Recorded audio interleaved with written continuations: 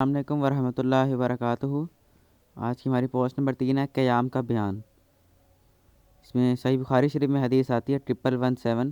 اس میں عمران بن حسین نے بیان کیا کہ مجھ کو بواسیر کا مرض تھا، تو میں نے نبی صلی اللہ علیہ وآلہ وسلم سے نماز کے متعلق دریافت کیا، تو آپ صلی اللہ علیہ وآلہ وسلم نے فرمایا کہ کھڑے ہو کر پڑھ، اگر اس کی قدرت نہ ہو تو بیٹھ کر، اور اس کی قدرت بھی نہ ہو تو کسی پہلو کروٹ لیٹ کر پڑھ۔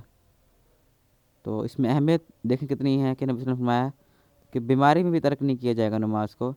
اگر کھڑے ہو کر نہیں پڑھ سکتے تو بیٹھ کے پڑھو، بیٹھ کر نہیں پڑھ سکتے تو کسی کروٹ، کسی پہلو کے لیٹ کے پڑھو۔ اللہ ہم سب کو اسی طرح نماز پڑھنے کی توفیق عطا فرمائے، ہر حالت میں، ہر بیماری میں۔ جس کے بعد حدیث آتی ہے بیٹھ کر نماز پڑھنا۔ سنن ابن ماجہ حدیث نمبر 1230۔ اس میں انس بن مالک رضی اللہ تعالیٰ عنہ سے روایت ہے کہ رسول اللہ صلی اللہ علیہ وآلہ وسلم باہر نکلے تو کچھ لوگوں کو بیٹھ کر نماز پڑھتے ہوئے دیکھا، تو آپ صلی اللہ علیہ وآلہ وسلم نے فرمایا بیٹھ کر پڑھنے والے کی نماز کھڑے ہو کر پڑھنے والے کی نماز کے مقابلے میں ثواب میں آدھی ہے۔ تو کچھ بھائی بلا وجہ جان بوجھ کے نماز بیٹھ کے پڑھ رہے ہوتے ہیں۔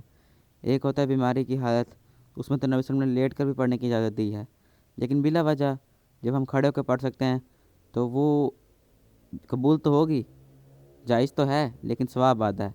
اللہ ہم سب کو عمل کی توفیق عطا فرمائے۔ جزاک اللہ خیر۔ جی کچھ بھائی کہہ رہے ہیں کہ آپ بہت سلو لے کے چل رہے ہیں، تو طریقہ یہ ہے کہ پہلے نیت کی جائے گی، پھر قیام کا بیان آئے گا، سطریں کا بیان آئے گا، اس طرح ساتھ ساتھ ہم انشاءاللہ چلیں گے۔ جزاک اللہ خیر۔